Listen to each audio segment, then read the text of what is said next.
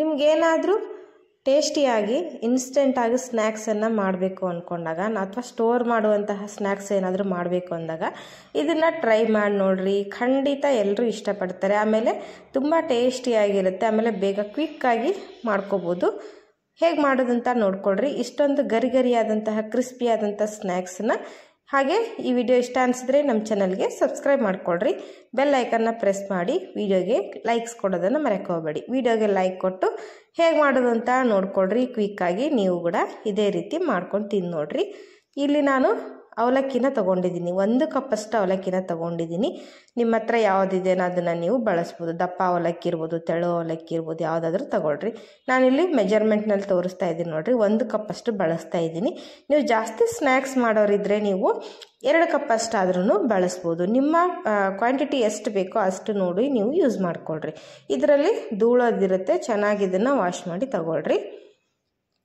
ನೋಡಿ, ನಾನು 1-2 ಸರಿ ಇದನ್ನು ನೀಟಾಗಿ ವಾಶ್ ಮಾಡಿ ತೊಗೊಂಬಂದಿದ್ದೀನಿ. ಇದನ್ನು ನೀರು ಹಾಕಿ ನೆನೆಸಕ್ಕೆ ಹೋಗಬೇಡ್ರಿ. ಹೀಗೇ ನೆನೆಯೋಕ್ಕೆ ಬಿಟ್ಬಿಡಿ. 10 ನಿಮಿಷ ನೆನೆಲಿ, ಚೆನ್ನಾಗಿ ಡ್ರೈ ಆಗಿ ನೆನೆಸ್ಬೇಕು. ಈಗ ನಾನಿಲ್ಲಿ 1 ಆಲೂಗಡ್ಡೆನ ಬಳಸ್ತಾ ಇದ್ದೀನಿ. ಇದನ್ನು ಹಸಿ ಆಲೂಗಡ್ಡೆನ ಬಳಸಿ ನಾನಿವತ್ತು ಸ್ನ್ಯಾಕ್ಸ್ ಮಾಡಿ ತೋರಿಸ್ತಾ ಇದ್ದೀನಿ. ತುಂಬ ಒಳ್ಳೆ ರುಚಿಯಾಗಿರುತ್ತೆ. ಖಂಡಿತ ಟ್ರೈ ಮಾಡಿ ನೋಡಿರಿ.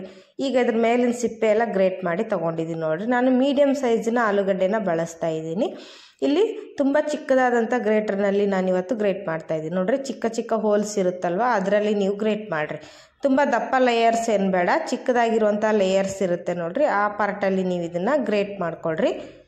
ನೀಟಾಗಿ ಗ್ರೇಟ್ ಮಾಡಿದ್ರೆ ಏನಾಗುತ್ತೆ, ಸ್ನ್ಯಾಕ್ಸು ತುಂಬ ಚೆನ್ನಾಗಿ ಬರುತ್ತೆ. ಇದು ದಪ್ಪ ದಪ್ಪ ಲೇಯರ್ಸ್ ಆದರೆ ಸರಿಯಾಗಿ ಬರೋದಿಲ್ಲ. ಹಾಗಾಗಿ ನೀವೇನು ಮಾಡಬೇಕು, ಇದನ್ನು ಚಿಕ್ಕದಾಗಿರುವಂತಹ ಹೋಲ್ಸ್ ಇರುವಂತಹ ಗ್ರೇಟರ್ನಲ್ಲಿ ನೀವು ಇದನ್ನು ಗ್ರೇಟ್ ಮಾಡ್ಕೊಳ್ರಿ. ಅಥವಾ ಚೀಸ್ ಗ್ರೇಟರ್ ಇದ್ದರೆ ಅದರಲ್ಲೂ ಮಾಡ್ಕೊಳ್ಬೋದು. ಬೇಗನೆ ಆಗುತ್ತೆ. ಆಮೇಲೆ ಇದು ಬೇಗನೆ ಫ್ರೈ ಆಗುತ್ತೆ. ಈ ರೀತಿ ನೀವು ಮಾಡಿಕೊಂಡ್ರೆ ನೋಡಿ, ಇದನ್ನು ನೀಟಾಗಿ ಗ್ರೇಟ್ ಮಾಡ್ಕೊಳ್ರಿ. ಈಗ ನೋಡಿ, ನಾನಿಲ್ಲಿ ಎಲ್ಲ ಆಲೂಗಡ್ಡೆನೂ ಗ್ರೇಟ್ ಮಾಡಿ ತೊಗೊಂಡಿದ್ದೀನಿ. 1 ಆಲೂಗಡ್ಡೆನ ಪೂರ್ತಿಯಾಗಿ ಗ್ರೇಟ್ ಮಾಡಿ ತೊಗೊಂಡು ಬಂದಿದ್ದೀನಿ. ಮೇಲಿನ ಸಿಪ್ಪೆ ತೆಗೆದು ಗ್ರೇಟ್ ಮಾಡಿದ್ರೆ ನೋಡಿರಿ, ಲೇಯರ್ಸು ತುಂಬ ಚೆನ್ನಾಗಿ ಬರುತ್ತೆ. ಸ್ನ್ಯಾಕ್ಸು ಕೂಡ ರುಚಿ ಹೆಚ್ಚಾಗುತ್ತೆ. ಈಗ ಇದನ್ನು ನೀರಲ್ಲಿ ಹಾಕಿ ಸರಿಯಾಗಿ ವಾಶ್ ಮಾಡಬೇಕು. ಯಾಕಂದರೆ ಇದರಲ್ಲಿ ಸ್ಟಾರ್ಚ್ ಇರುತ್ತೆ ಅಲ್ವಾ, ಅದು ಕೆಂಪಗಾಗ್ಬಿಡುತ್ತೆ. ಆ ರೀತಿ ಆಗಬಾರ್ದು, ಕಪ್ಪಗಾಗಬಾರ್ದು. ಅಂದರೆ ಇದರಲ್ಲಿರುವಂಥ ಎಲ್ಲ ಸ್ಟಾರ್ಚ್ ಹೋಗೋವರೆಗೂ ನೀವು ಇದನ್ನು 1-2-3 ಸರಿ ನೀರಿನಲ್ಲಿ ನೀಟಾಗಿ ವಾಶ್ ಮಾಡಿಕೊಳ್ರಿ. ನೋಡಿರಿ, ನೀರಿನ ಅಂಶ ಇರದೇ ಇರೋ ರೀತಿ ಹಿಂಡಿ ತಗೊಳ್ರಿ ಇದನ್ನು. ಇಲ್ಲಾಂದರೆ ನೀವು ಇದನ್ನು ಬಸ್ತು ತಗೊಳ್ರಿ. ಸರಿಯಾಗಿ ನೀರನ್ನೆಲ್ಲ ಹೋಗಬೇಕು. ನೋಡ್ರಿ, 2 ನೀರಲ್ಲಿ ನಾನು ಇವತ್ತು ವಾಶ್ ಮಾಡ್ತಾ ಇದ್ದೀನಿ. ಇದೇ ರೀತಿ ಸ್ಟಾರ್ಚ್ ಹೋಗೋವರೆಗೂ ನೀವು 2-3 ಸರಿ ನೀರಿನಲ್ಲಿ ಇದನ್ನು ವಾಶ್ ಮಾಡಿ ಈ ರೀತಿ ಪೂರ್ತಿಯಾಗಿ ಹಿಂಡಿ ತಗೊಳ್ರಿ. ಇದರಲ್ಲಿ ಯಾವುದೇ ಕಾರಣಕ್ಕೂ ನೀರಿನ ಅಂಶ ಇರಬಾರ್ದು. ನೋಡಿರಿ, ಈ ರೀತಿ ಡ್ರೈ ಆಗಿರಬೇಕು, ಒಣಗಿದ ರೀತಿಯಲ್ಲಿ ಇರಬೇಕು ನೋಡಿ. ಈಗ ಇದನ್ನು ಸೈಡಿಗೆ ಎತ್ತಿಡೋಣ. ನಾನಿಲ್ಲಿ ಒಂದು ಕಡಾಯಿನ ಬಿಸಿ ಮಾಡೋಕ್ಕೆ ಇಟ್ಟಿದ್ದೀನಿ. ಇದಕ್ಕೆ 1 ಸ್ಪೂನಷ್ಟು ಎಣ್ಣೆನ ಹಾಕ್ರಿ. ಎಣ್ಣೆ ಚೆನ್ನಾಗಿ ಬಿಸಿ ಆಗಲಿ. ಇಲ್ಲಿ ಒಂದು ಸಣ್ಣ ಒಗ್ಗರಣೆನ ಮಾಡ್ಕೊಳ್ಳೋಣ. ನಾವು ಸಿಂಪಲ್ ಆದಂಥ ಒಗ್ಗರಣೆನ ಮಾಡ್ಕೊಳ್ಳೋಣ. ಇದಕ್ಕೆ ನೋಡಿರಿ, ಎಣ್ಣೆ ಬಿಸಿಯಾಗಿದೆ. ಇಲ್ಲಿ 1 ಸ್ಪೂನಷ್ಟು ನಾನು ಅಜ್ವೈನನ್ನು ಹಾಕ್ತಾಯಿದ್ದೀನಿ. ಅಜ್ವೈನ್ ಚೆನ್ನಾಗಿ ಸ್ವಲ್ಪ ಚಿಟ್ಪಟ ಅಂತ ಸಿಡಿಲಿ. ಅಜ್ವೈನ್ ಹಾಕೋದ್ರಿಂದ ಫ್ಲೇವರ್ ತುಂಬ ಚೆನ್ನಾಗಿ ಬರುತ್ತೆ, ಟೇಸ್ಟ್ ಚೆನ್ನಾಗಿರುತ್ತೆ ಸ್ನ್ಯಾಕ್ಸಿಂದು. ಹಾಕ್ರಿ, ಬಿಡಕ್ಕೆ ಹೋಗಬೇಡ್ರಿ. ಆಮೇಲೆ ನೋಡಿರಿ, 1 ಸ್ಪೂನಷ್ಟು ಎಳ್ಳು ಹಾಕ್ತಾಯಿದ್ದೀನಿ, ಬಿಳಿ ಎಳ್ಳು. 1 ಸ್ಪೂನಷ್ಟು ನಾನಿಲ್ಲಿ ಚಿಲ್ಲಿ ಫ್ಲೆಕ್ಸ್ ಹಾಕ್ತಾಯಿದ್ದೀನಿ. ನಾನಿಲ್ಲಿ ಖಾರಕ್ಕೆ ಚಿಲ್ಲಿ ಫ್ಲೆಕ್ಸನ್ನು ಬಳಸ್ತಾ ಇದ್ದೀನಿ ನೋಡಿ. ಕರಿಬೇ ಸೊಪ್ಪನ್ನು ಹಾಕ್ತಾಯಿದ್ದೀನಿ. ಸ್ವಲ್ಪ ಕರಿಬೇ ಸೊಪ್ಪನ್ನು ಸಣ್ಣಗೆ ಕಟ್ ಮಾಡಿ ಹಾಕ್ಕೊಳ್ರಿ. ಫ್ಲೇವರು ತುಂಬ ಚೆನ್ನಾಗಿರುತ್ತೆ, ಟೇಸ್ಟೂ ತುಂಬ ಚೆನ್ನಾಗಿ ಬರುತ್ತೆ. ಸ್ನ್ಯಾಕ್ಸಿಗೆ ಒಳ್ಳೆ ಒಂದು ರುಚಿ ಕೊಡುತ್ತೆ ನೋಡಿರಿ.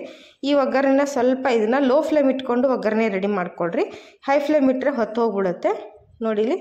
ಇವಾಗ ಇದಕ್ಕೆ ನಾನು 1 ಕಪ್ಪಷ್ಟು ಕಡಲೆ ಹಿಟ್ಟನ್ನು ತೊಗೊಂಡಿದ್ದೀನಿ. ಅಂದರೆ ಹಸಿ ಕಡಲೆಬೇಳೆ ಹಿಟ್ಟು, ನಾವು ಬಜ್ಜಿ ಬೋಂಡ ಮಾಡೋಕ್ಕೆಲ್ಲ ಯೂಸ್ ಮಾಡ್ತೀವಲ್ವ, ಆ ಹಿಟ್ಟು ಇದು.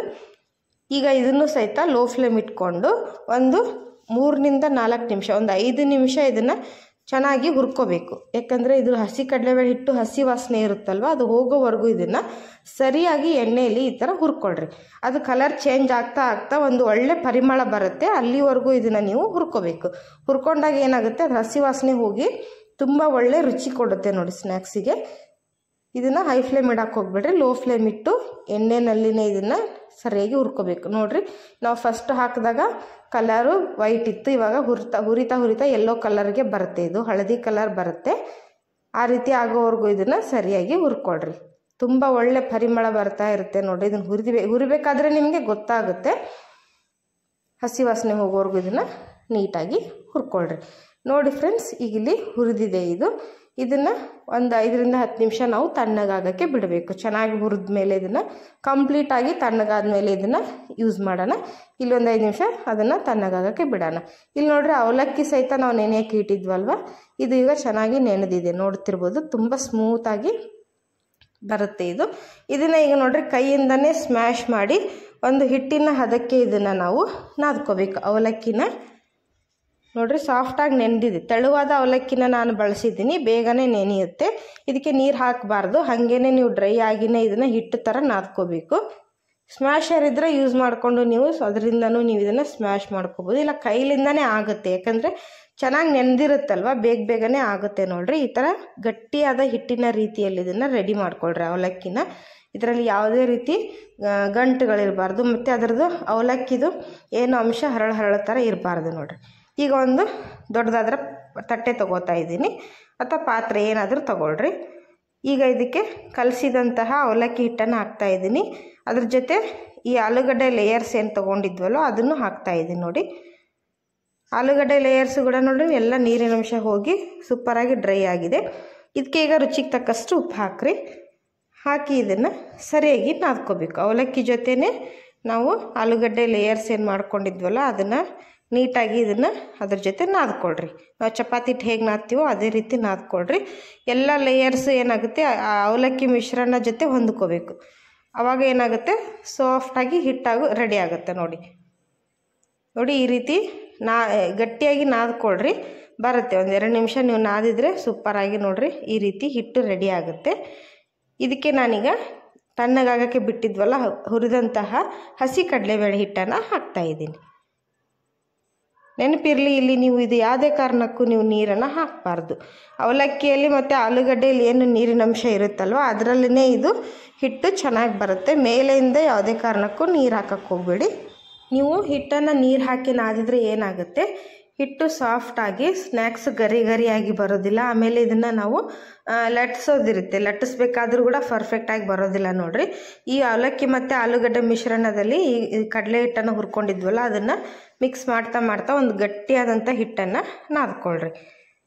1-2 ನಿಮಿಷ ಟೈಮ್ ತೊಗೊಳುತ್ತೆ, ಬಟ್ ಸ್ನ್ಯಾಕ್ಸ್ ಮಾತ್ರ ತುಂಬ ಚೆನ್ನಾಗಿ ಬರುತ್ತೆ. ನೀವು ಇದನ್ನು ಸ್ಟೋರ್ ಮಾಡಿ ಕೂಡ ಇಟ್ಕೋಬೋದು. ಒಳ್ಳೆ ರುಚಿ ಇರುವಂಥ ಈ ಸ್ನ್ಯಾಕ್ಸನ್ನು ಒಂದ್ಸರಿ ಟ್ರೈ ಮಾಡಿ ನೋಡಿರಿ. ಬಜ್ಜಿ ಬೋಂಡ ತಿಂದು ಬೇಜಾರಾಗದಾಗ ಇದನ್ನು ನೀವು ಟ್ರೈ ಮಾಡಿರಿ, ಖಂಡಿತ ಇಷ್ಟ ಆಗುತ್ತೆ. ನೋಡಿ, ನಾನು ಇದೇ ರೀತಿ ಎಲ್ಲ ಆಲೂಗಡ್ಡೆ ಸ್ನ್ಯಾಕ್ಸನ್ನು ನಮ್ಮ ಚಾನಲ್ನಲ್ಲಿ ಅಪ್ಲೋಡ್ ಮಾಡಿದ್ದೀನಿ.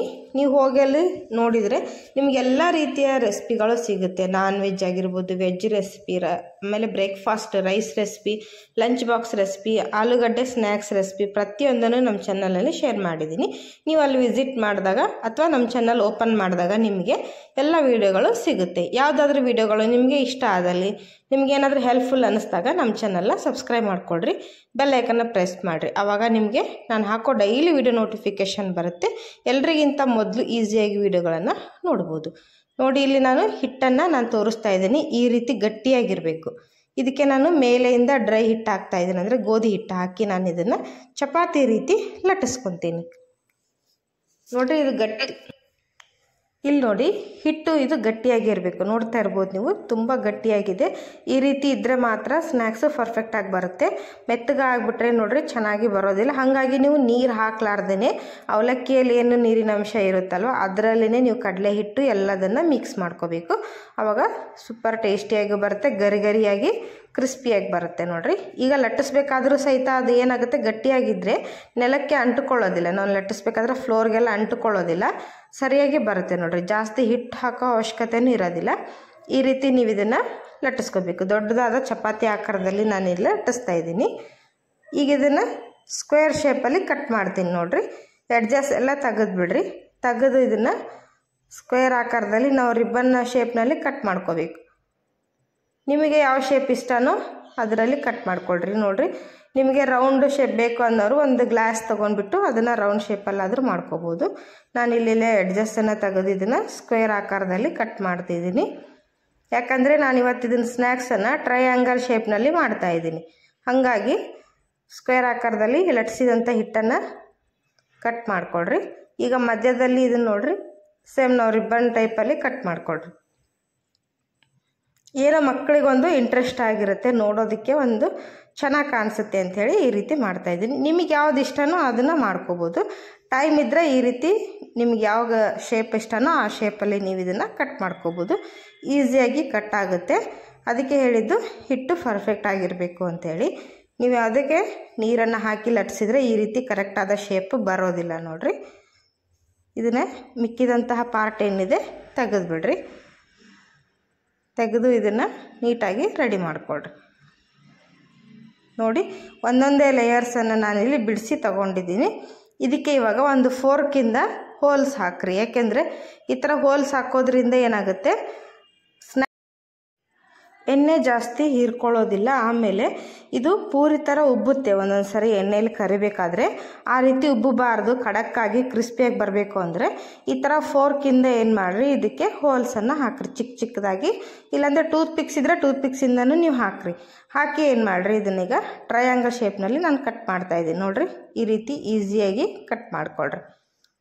ನಿಮಗೆ ಇದು ಜಾಸ್ತಿ ಟೈಮ್ ತೊಗೊಳುತ್ತೆ, ಇಷ್ಟು ಬೇಡ ಅನ್ನೋರು ಏನು ಮಾಡ್ಬೋದು, ನೀವು ರೌಂಡ್ ಶೇಪ್ನಲ್ಲಿ ಚಪಾತಿ ಥರ ಲಟ್ಟಿಸ್ಕೊಂಡು ರೌಂಡಾಗಿಯೂ ನೀವು ಕಟ್ ಮಾಡ್ಕೋಬೋದು. ನನ್ನ ಮಗನಿಗೆ ಟ್ರಯಾಂಗಲ್ ಶೇಪ್ ತುಂಬ ಇಷ್ಟ, ಹಾಗಾಗಿ ನಾನಿಲ್ಲಿ ಟ್ರಯಾಂಗಲ್ ಶೇಪ್ನ ಮಾಡಿ ತೋರಿಸ್ತಾ ಇದ್ದೀನಿ. ನಿಮಗೆ ಯಾವ್ದು ಇಷ್ಟನೋ ಅದರಲ್ಲಿ ನೀವು ಮಾಡಿಕೊಂಡು ತಿನ್ಬೋದು ಬೇಗ ಬೇಗ. ಸ್ವಲ್ಪ ಟೈಮ್ ತೊಗೊಂಡ್ರೂ ಪರವಾಗಿಲ್ಲ. ಮಕ್ಳಿಗೆ ಯಾವ್ದು ರೀತಿ ಇಷ್ಟ ಆ ರೀತಿ ಮಾಡಿದರೆ ನೋಡಿರಿ ಈಸಿಯಾಗಿ ಇಷ್ಟಪಟ್ಟು ತಿಂತಾರೆ. ನೋಡಿರಿ ಈ ರೀತಿ ಎಲ್ಲದನ್ನು ಕಟ್ ಮಾಡಿ ತೋರಿಸ್ತೀನಿ ನೋಡಿ ಪ್ರತಿಯೊಂದನ್ನು ನಾನಿಲ್ಲಿ ಕಟ್ ಮಾಡಿ ತೊಗೊಂಡು ಬಂದಿದ್ದೀನಿ. 1 ಕಪ್ಪು ಕಡಲೆ ಹಿಟ್ಟು, 1 ಕಪ್ ಅವಲಕ್ಕಿ, 1 ಆಲೂಗಡ್ಡೆಲಿ ನೋಡಿರಿ ಇಷ್ಟೊಂದು ಸ್ನ್ಯಾಕ್ಸನ್ನು ನಾವು ಇವತ್ತು ಪ್ರಿಪೇರ್ ಮಾಡಿದ್ದೀವಿ. ಇಲ್ಲಿ ನೋಡಿ ಒಂದು ಕಡಾಯಿನ ಬಿಸಿ ಮಾಡ್ಕೊಳ್ರಿ. ಇದನ್ನು ಫ್ರೈ ಮಾಡೋಕ್ಕೆ 2 ಟೇಬಲ್ ಸ್ಪೂನಷ್ಟು ನಾನಿಲ್ಲಿ ಎಣ್ಣೆನ ಹಾಕ್ತಾಯಿದ್ದೀನಿ. ನೀವು ಪೂರ್ತಿ ಡೀಪ್ ಫ್ರೈ ಆದರೂ ಮಾಡ್ಕೋಬೋದು ಅಥವಾ ಶಾಲೋ ಫ್ರೈ ಆದರೂ ಮಾಡ್ಬೋದು. ನಿಮಗೆ ಹೇಗೆ ಇಷ್ಟನೋ ಆ ರೀತಿ ಮಾಡ್ಕೊಳ್ರಿ. ನಾನು ಇವತ್ತಿಲ್ಲಿ ಶಾಲೋ ಫ್ರೈ ಮಾಡ್ತಾಯಿದ್ದೀನಿ. ನೋಡಿ ಒಂದೊಂದೇ ಹಾಕಿ ಇಲ್ಲಿ ನಾನು ಫ್ರೈ ಮಾಡ್ತಾಯಿದ್ದೀನಿ. ಸ್ವಲ್ಪ ಇದನ್ನು ಹಾಕಬೇಕಾದ್ರೆ ಹೈ ಫ್ಲೇಮಲ್ಲಿ ಇಟ್ಕೊಂಡು ಫ್ರೈ ಮಾಡ್ಕೊಳ್ರಿ. ಎಣ್ಣೆಲಿ ಸ್ನ್ಯಾಕ್ಸನ್ನು ಬಿಟ್ಟ ಮೇಲೆ ಏನು ಮಾಡಬೇಕು, ಲೋ ಫ್ಲೇಮ್ ಇಟ್ಕೊಂಡು 1-2 ನಿಮಿಷ ಇದನ್ನು ಫ್ರೈ ಮಾಡಿಕೊಂಡ್ರೆ ಸಾಕು. ನೋಡಿರಿ ಖಡಕ್ಕಾಗಿ ಗೋಲ್ಡನ್ ಬ್ರೌನ್ ಬರೋವರೆಗೂ ಫ್ರೈ ಮಾಡಿಕೊಡ್ರಿ. ಆವಾಗ ನೀವು ಒಂದು 2-3 ವಾರ ಇಟ್ಟರೂ ಕೂಡ ಇದು ಕೆಡೋದಿಲ್ಲ, ಖಡಕ್ಕಾಗಿ ಬರುತ್ತೆ. ಖಡಕ್ಕಾದ್ರೇ ನೋಡಿರಿ ಈಸಿಯಾಗಿ ಸ್ಟೋರ್ ಮಾಡ್ಕೋಬೋದು. ಇಲ್ಲಾಂದರೆ ಮೆತ್ತಗಾದರೆ ತಿನ್ನೋಕ್ಕೆ ಚೆನ್ನಾಗಿರೋದಿಲ್ಲ. ನಾವಿಲ್ಲಿ ಕಡಲೆ ಹಿಟ್ಟನ್ನು ಹುರಿದು ಹಾಕಿರೋದ್ರಿಂದ ಕ್ರಿಸ್ಪಿಯಾಗಿಯೇ ಬರುತ್ತೆ. ಈಗ ಇದನ್ನು ತಿರುಗಿಸಿ ಹಾಕೋಣ. ನೋಡಿ ಒಂದು ಕಡೆ ತುಂಬ ಚೆನ್ನಾಗಿ ಬೆಂದಿದೆ. ಬೆಂದ ಮೇಲೇ ಇದನ್ನು ತಿರುಗಿಸಿ ಹಾಕ್ರಿ. ಫ್ರೈ ಮಾಡಿದ ಮೇಲೆ ಹಸಿ ಇದ್ದಾಗ ಹಾಕಿದರೆ ಒಡೆದೋಗ್ಬಿಡುತ್ತೆ, ಎಣ್ಣೆಯಲ್ಲಿ ಸ್ಪ್ರೆಡ್ ಆಗುತ್ತೆ. ನೋಡಿ ಈಗ ಇದನ್ನು 1-2 ನಿಮಿಷ 2 ಕಡೆ ಚೆನ್ನಾಗಿ ಫ್ರೈ ಮಾಡಿಕೊಡ್ರಿ. ನೋಡ್ರಿ ಖಡಕ್ಕಾಗಿ ಫ್ರೈ ಆಗಿದ್ದಾವೆ, ತುಂಬ ಚೆನ್ನಾಗಿ ಬಂದಿದೆ ಫ್ರೆಂಡ್ಸ್. ಖಂಡಿತ ಒಂದು ಸರಿ ಟ್ರೈ ಮಾಡಿ ನೋಡಿರಿ, ನೀವು ಹೇಗೆ ಬಂತು ಅಂಥೇಳಿ ತಿಳಿಸಿ.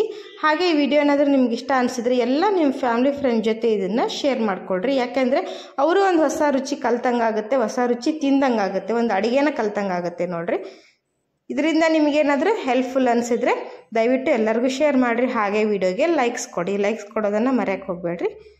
ಈಗ ನೋಡಿರಿ ಚೆನ್ನಾಗಿದ್ದನ್ನೇ ಎಣ್ಣೆ ಬಸ್ತು ಪ್ಲೇಟಲ್ಲಿ ತಗೊಳ್ರಿ. ಎಣ್ಣೆ ಏನು ಜಾಸ್ತಿ ಹೀರ್ಕೊಂಡಿರೋದಿಲ್ಲ, ನೋಡ್ತಿರ್ಬೋದು ನೀವು, ತುಂಬ ಚೆನ್ನಾಗಿ ಬಂದಿದೆ. ಈಗ ನೋಡಿರಿ